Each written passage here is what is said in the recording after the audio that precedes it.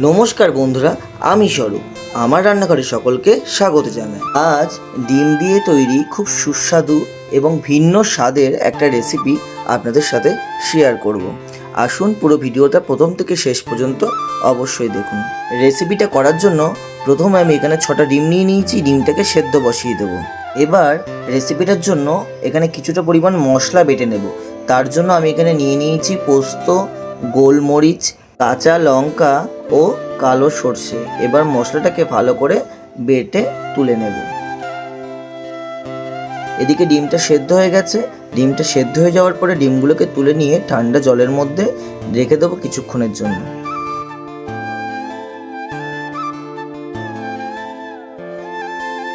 এবার ওভেনে একটা কড়া বসিয়ে নেব। তার মধ্যে 1 প্যাকেট লবণ দিয়ে দেব এবং লবণটাকে গরম হওয়ার জন্য ছেড়ে দেব। তারপর সেদ্ধ করে রাখা ডিমগুলোকে ভালো করে খোসা ছাড়িয়ে নেব।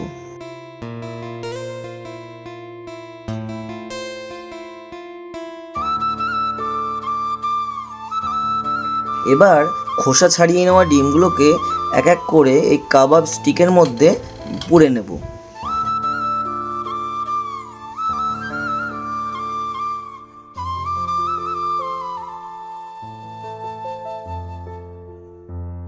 ডিমগুলোকে কাবাব স্টিকের মধ্যে সব পুড়ে নেওয়ার পর এবার একটা বাটিতে নিয়ে নেব সামান্য পরিমাণ লবণ, হলুদ, লঙ্কার গুঁড়ো ও সরিষার তেল 2 চামচ। এই পর্যায়ে সমস্ত মশলাটাকে ভালো করে একসাথে মিশিয়ে নেব।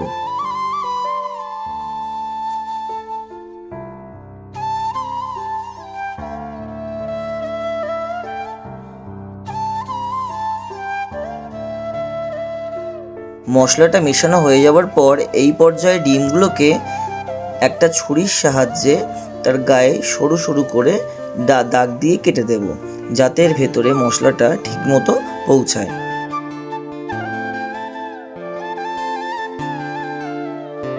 এবার মিক্স করে রাখা মশলাটাকে ডিমের এপাশ ওপাশ ভালো করে মাখিয়ে 5 থেকে 7 মিনিটের জন্য এটাকে রেখে দেব।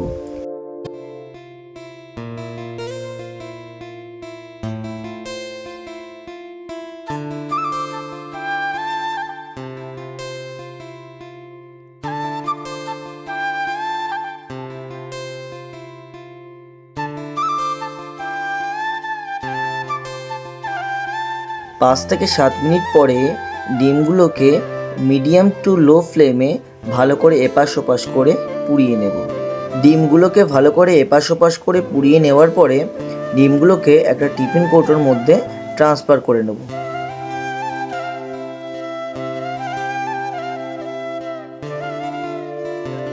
সেই সঙ্গে এই ডিমের মধ্যে দিয়ে দেব বেটে রাখা মশলাটা,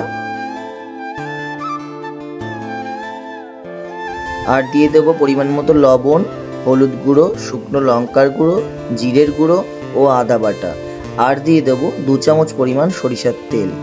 তারপর সমস্ত উপকরণ দিয়ে ডিমটাকে ভালো করে একসাথে মিশিয়ে নেব।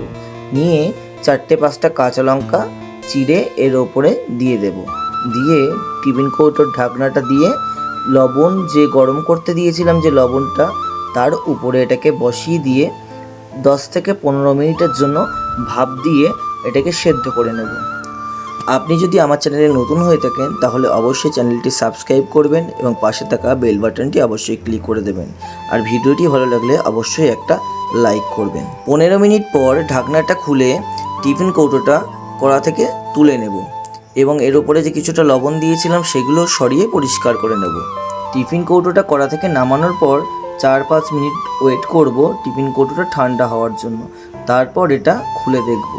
দেখুন কত সুন্দর হয়েছে। যেমন এটা দেখতে সুন্দর হয়েছে, এটা খেতেও খুবই সুন্দর হয়। আপনারা পারলে বাড়িতে এইভাবে একবার ট্রাই করে দেখবেন। আশা করি সকলেরই খুব ভালো লাগবে।